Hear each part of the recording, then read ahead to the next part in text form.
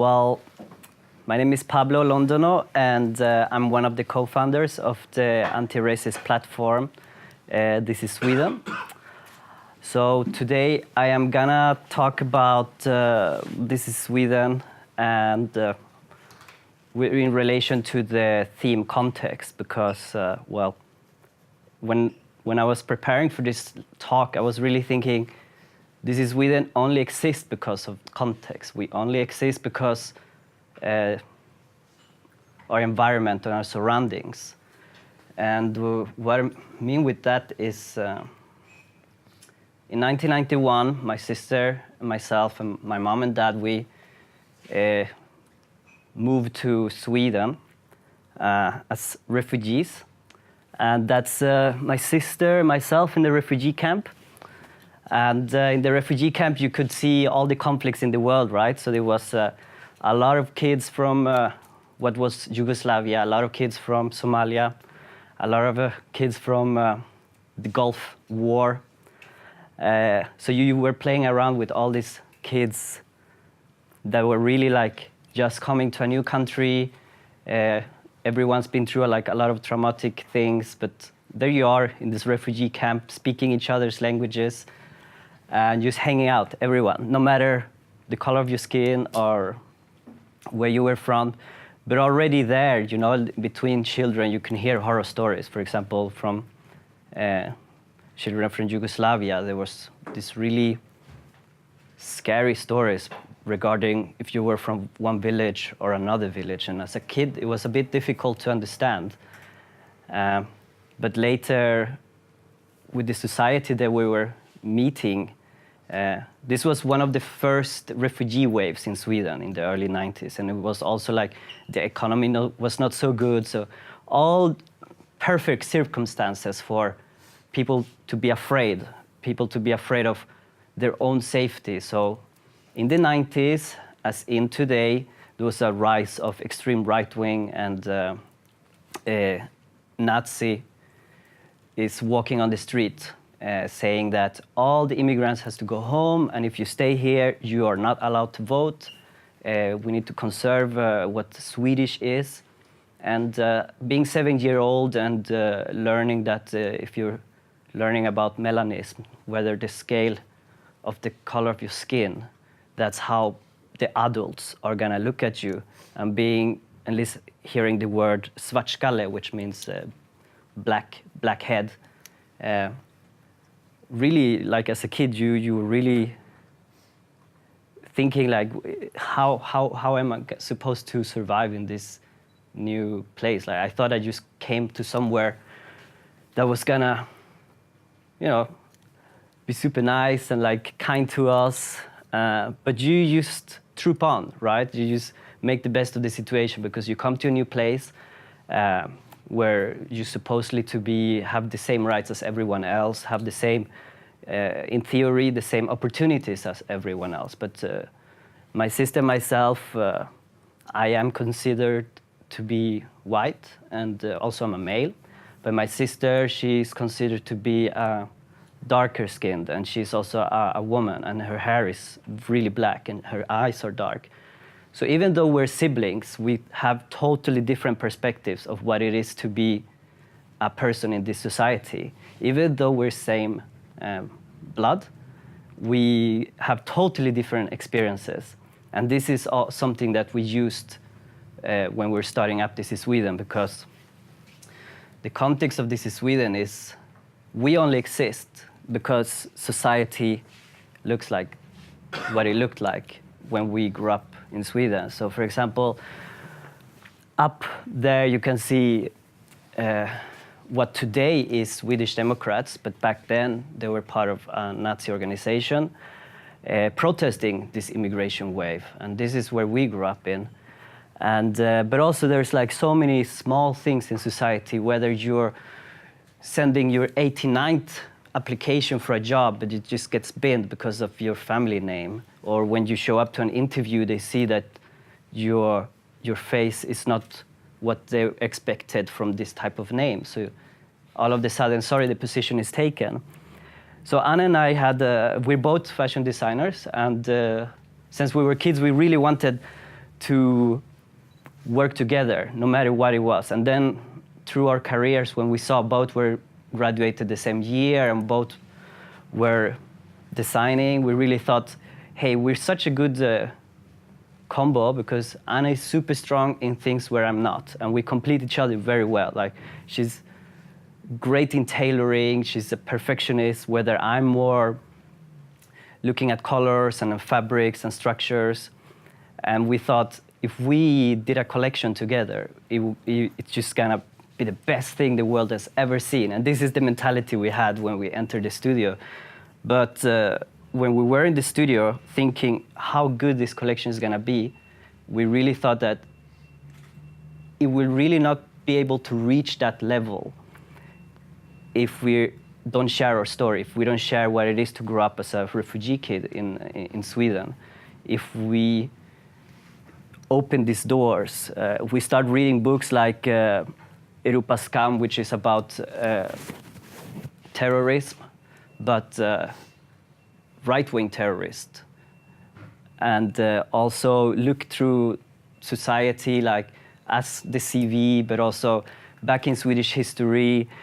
Today, for example, the long shirts you associate with djellabas, and of course, clothing is something that it's either you have a connection with someone or you had a total loath. So whether people see someone a djellaba or a headscarf, they can think, oh, this person is this and that and that. But if you look at Swedish history and, for example, Carl Larsson, which is one of the most loved Swedish artists, who was even in the Swedish passport, he was also wearing these super long dresses. So we start questioning, what is Swedishness? Who is Swedish? Who has the right to claim to be Swedish? Do you need to have a passport?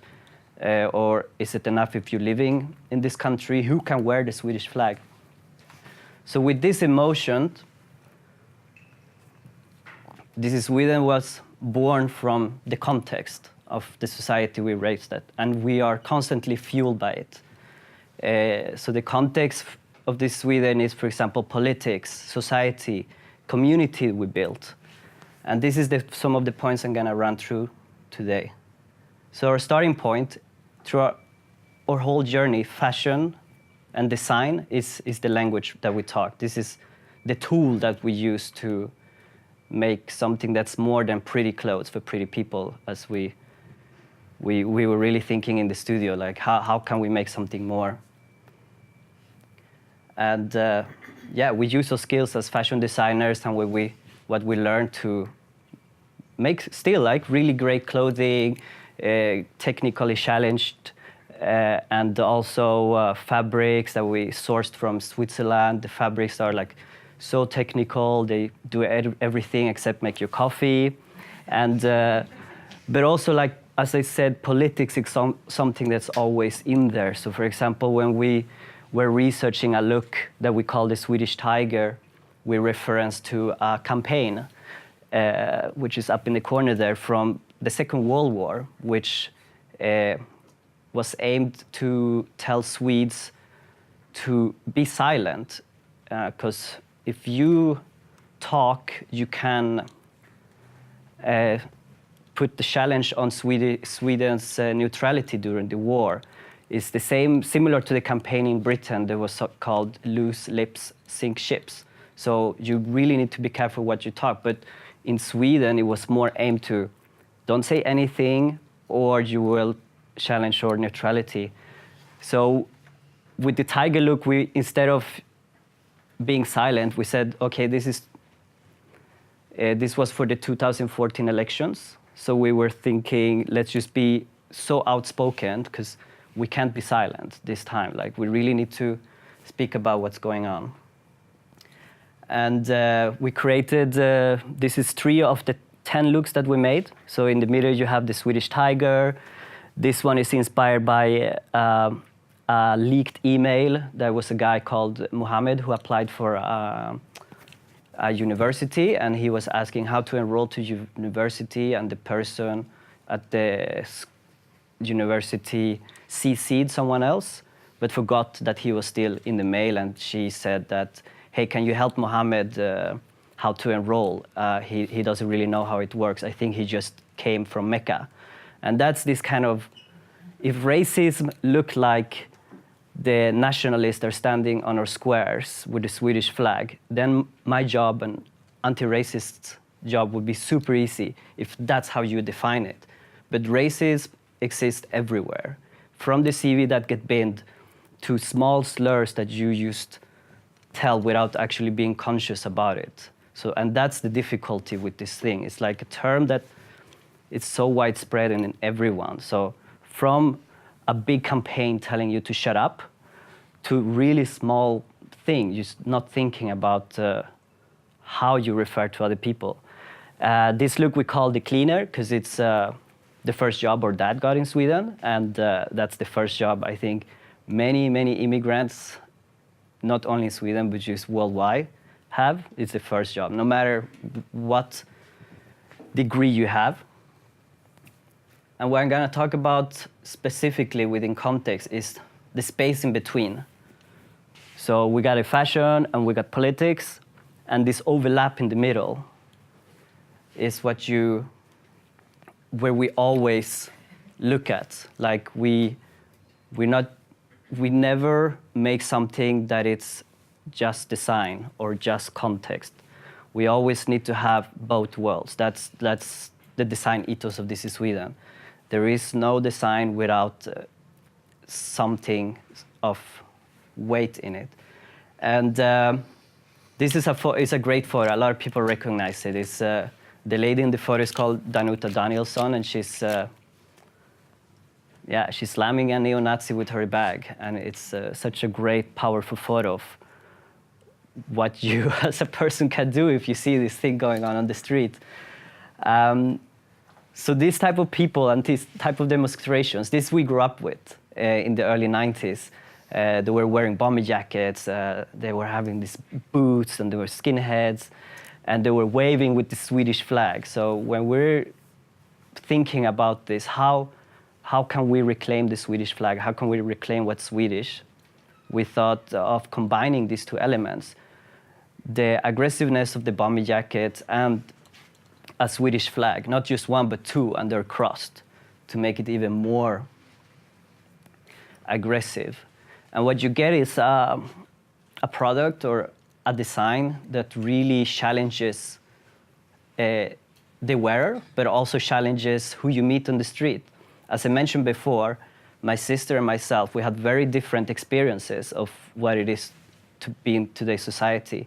When I have a bomber jacket with the two crossed flags, I feel it's burning because I'm so conscious of the color of my skin. I'm so conscious of what other people are looking. They're really confused. They're thinking, who is this Nazi? What is this person doing here? Whether my sister, when she's wearing the jacket, she feels so empowered because she's like, I get the right to have this flag. And whenever someone looks weird at her, she just feels even more empowered because like, yes. And that's the whole point of the name, This Is Sweden. Like, if you are having a text saying This Is Sweden, it's not really just a logo because you're conveying the whole message that within this frame, this is also Sweden. No matter what color you are or wherever you're from, you are here, and it's just, you are part of Sweden. And that's the whole point of This Is Sweden. We want to convey the message or show the idea of what our Sweden is, because it's quite easy to be annoyed or be frustrated of all the things that are wrong, but instead we use design as a tool to try to show our point of view of Sweden or how we interpret Swedishness. And also with the jackets, a lot of other people within our community start wearing it. When someone buys something from us, we don't really say they're a customer. It's more like you become part of the family. You become part of the This Is Sweden community because it's a tool that when you see someone else wearing it on the street or in the club, you immediately have something together. And this is, again, like the power of clothing, that you recognize each other and you can talk about these experiences that you had. Also, we collaborated with musicians such as Eric Lundin, or Simbal Imam, or Michel Dida to make their custom-made bomber jackets. And that was such a lovely collaboration because it was just so much fun to see them wear these jackets and really own it, take back the right to have it. And of course, for the last year, the jacket also has been very relevant, so it helped us a lot. And now in between politics and society. So when you talk about politics and society, with the jackets, we also saw that not everyone can afford a jacket that's 1,500 crowns. And then by that, we're excluding people, even though our message is to include everyone. So how are we going to solve this issue? And because, of course, we want everyone to be part of this. Like, if you want to support us, you should be able without spending a lot of money. And this is when we come up with the idea of the do-it-yourself kits.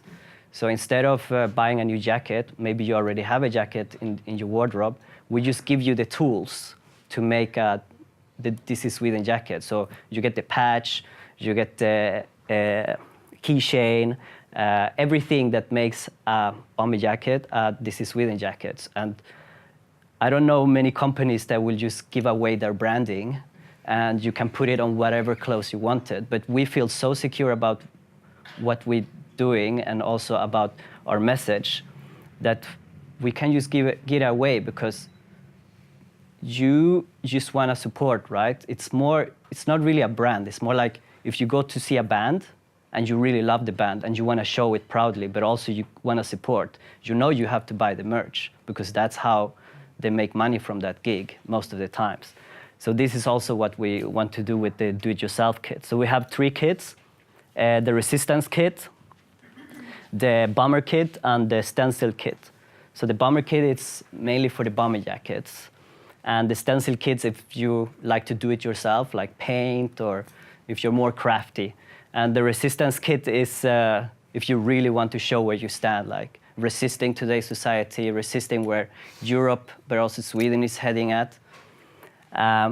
We also, tomorrow we're launching the Solidarity Kit. So there's gonna be a new kit launched tomorrow. And especially today, more than ever, you need to show solidarity because if you're not the person who is directly affected by all these things that's going around, the least you can do is to not be silent. You need to speak up. It's not about you standing in the square, yelling. It's about the small things. It's about how you talk to your children, how you talk to your coworkers. If someone says something in the coffee room, do you tell them off, or would you just think it's really not my battle? I have some emails to reply. But also with the resistance kit and the DIY kits, people are just starting to put them all different kind of spots. And we also made the banner extra long so it doesn't fit on the back of your jacket. And that also makes the community kind of try to fit it, or also cut it up as you see in that photo there, or use it as a top. And it's really great to see this. And this is also why it's a community, right? Because we give tools and they make stuff and they save those photos, and it's a very exciting thing to look at. We also have between society and community, right? So I've talked about not customers, but community. And This is Sweden only made it this far because of everyone we collaborated with. When Anna and I set out to make this fashion collection, we thought we're gonna have an exhibition and that's about it. And let's hope the elections 2014 goes good. But then there was a lot of people who wanted to help us out, like, hey, I'm a photographer, I'm a graphic designer. Can I do something? I've been thinking about this also, but it's just too big to start something on my own. But the platform is there. Can I please help out? So for our 2-year anniversary, 2016, we did a publication, which is around here. It's free for you all to take. And on the cover of the publication, there's an illustration of everyone who helped us out until that point. You got like friends, but also the two very first gallerists that believed in us and just like, yeah, please get the space, the handyman, my cousin, musicians, the film crew, everyone who's ever used, from helping us driving stuff on a location to helping us build a whole set. And on the back of the magazine is the list of everyone we collaborated until that point. And that's where I mean that it's a community, as I see you have going on also with Creative Mornings. Everyone is there helping, everyone is lending out their tools, and I'm more than happy to let you use my gear. And I really like about this, and I think this is also a way where we are thinking of alternatives. How do you run a fashion company? Is it with the normal structures, or would you just believe within your closest peers or these kind of things? And taking it further with the community and the people that we admire, we made this photo shoot with Patricia Reyes, a photographer based in Stockholm.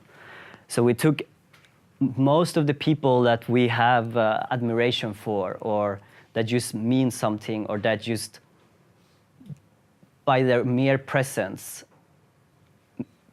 mean so much in today's society and today's stream.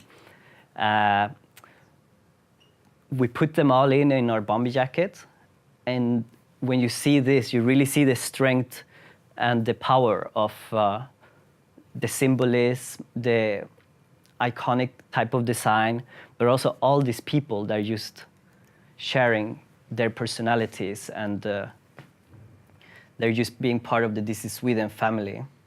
It was all exhibited this February in the Museum for Performing Arts here in Stockholm, and it's one of those nights that I will never forget. And then in the end, of course, it goes around, because community goes into fashion. And how do we use the community, or how do we collaborate to go back to fashion? So as well as the portraits, instead of having a conventional catwalk for Fashion Week in Stockholm, we decided to put up with a spoken word performance by 5 poets, each one of them with their own agenda. We didn't tell them what to say, we just provided them with the space. And this is also how, because we kind of got this far, now our goal is to open as many doors as possible. If we get a location offered to us, we just try to take as much people in to this location and make them visible. So this is exactly what we did.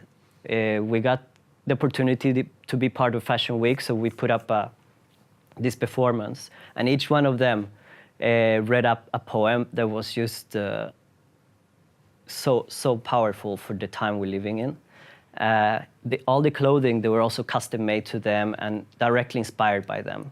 So this catwalk, if you want to say so, it was about the person in the clothing, not the clothing itself.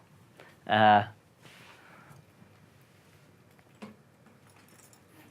with those words, I just want to thank you all for coming.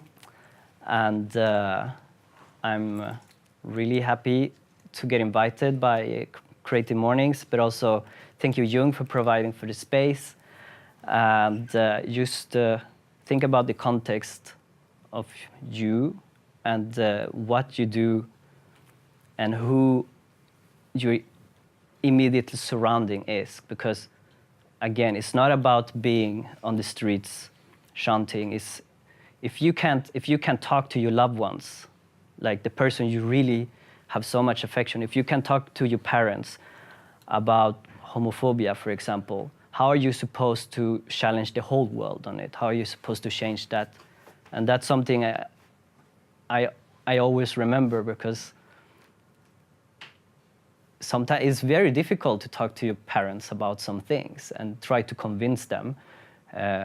So how am I supposed to address all of Sweden to really think what they should vote for next elections when I can't even convince my mom to to be like reasonable about different kind of things. So please just show some solidarity, and I think that's all. Thank you.